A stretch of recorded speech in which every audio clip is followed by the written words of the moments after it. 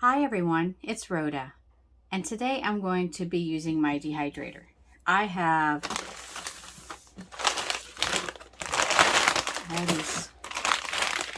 some vegetables I had in the freezer, and I had forgotten about these. These were in my deep freezer, and I don't want them to go too bad. I'm praying that they're not already freezer burned. Hopefully they're not. But I want to go ahead and dehydrate these before they get any worse, because I don't want to waste. And I'd rather have them shelf stable. And if I dehydrate them, I can put them in the jars with my other stuff and make them shelf stable.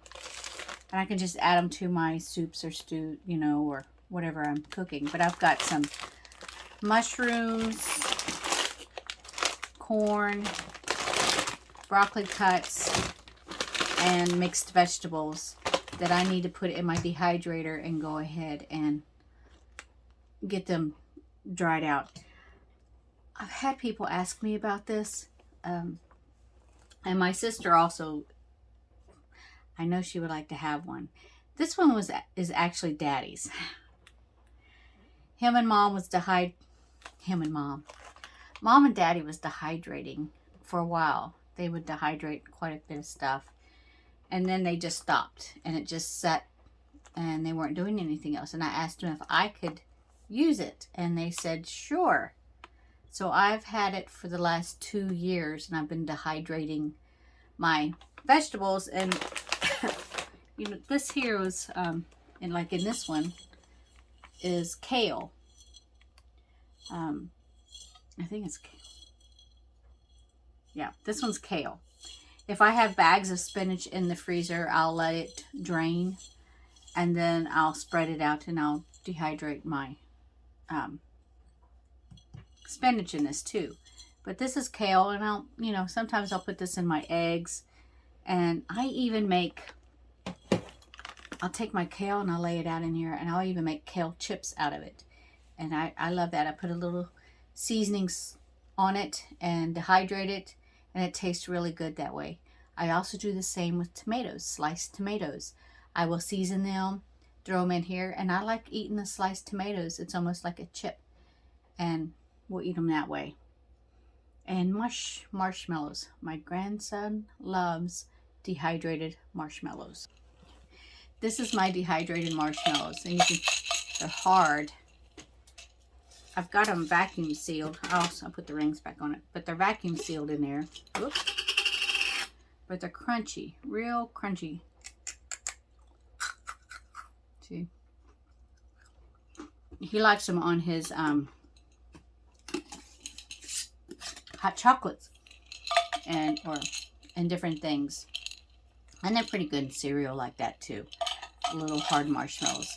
And they keep for a really long time after they are dehydrated like this. And that's what I do with those. But I will show you how I do this. I learned this, honestly, from Purposeful Pantry, from Darcy. I watch her on YouTube, and she does a lot of this, and I follow her on dehydrating. She's very good with it, and she does a lot of frozen vegetables and different things, and she powders a lot of her stuff. And that's who I've learned a lot of stuff was from watching Purposeful Pantry. And you can go to her YouTube channel. She's really good, and she's down to earth and pretty good with it. But I'll get this started, quit rambling, show you how I do it.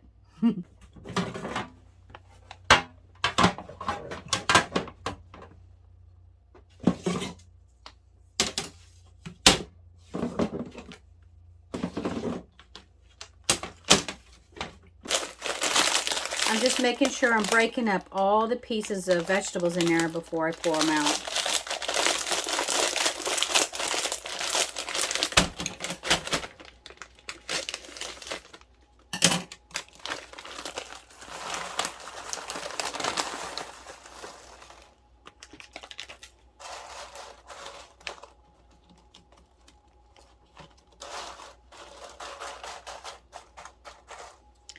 I put these sheets on here because I have really large holes. Let me get one of these out. See, mine have really large holes that I can stick my finger through. And these get so tiny that they will fall through these holes. So you can put parchment paper on this. I've seen where they put parchment paper on this, and that's fine. Or this one has one of these graded sheets, but they only one came with this setup. But Daddy bought these sheets off Amazon here, and you have to cut them to the size of your trays. And so I cut all these to size, and you're supposed to spread these out really where they're not touching each other, but these shrink, the mixed vegetables shrink up so much that they won't be touching each other soon.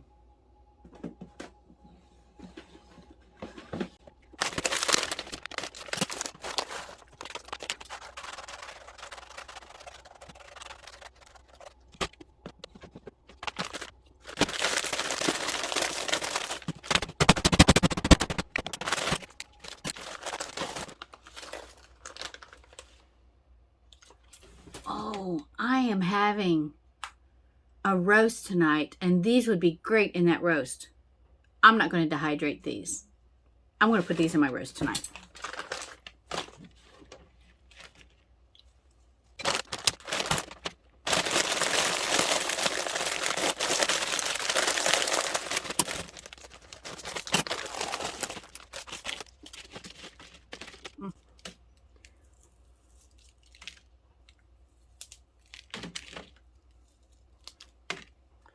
Some of these are too big. You want them all about the same size. So I'm going to just break this apart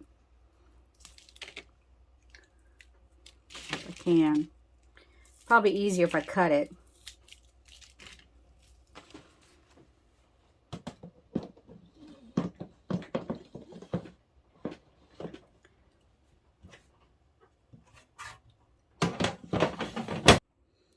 And turn this on.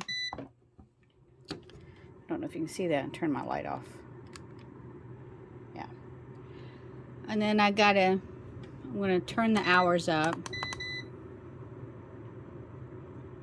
as far as I can get it. I'm going to go 19 because we have a lot of humidity here. The temperature needs to be at 127 or 29, but I can't get there, so mine stays at 131. And from my understanding, that's fine from what Darcy says. So it'll stay at that temperature until it's all dry. Because of the area that I live in Kentucky, we have high humidity. And right now it's raining outside, so that doesn't help things. It's going to take this quite a while to dry. Sometimes, even though it takes some people maybe 12 hours to dry something, I have known to take up to 24 hours to get something dried because of the humidity here. It almost doubles what other people take. So I just let it go until I know that it is dry. I mean, it is going to be crispy. I already have some corn dried and some broccoli from before. But what you do is once it's cooled, you turn this off and you let it cool. And when it's cool, you place it in a jar. And then for a week, you'll turn it.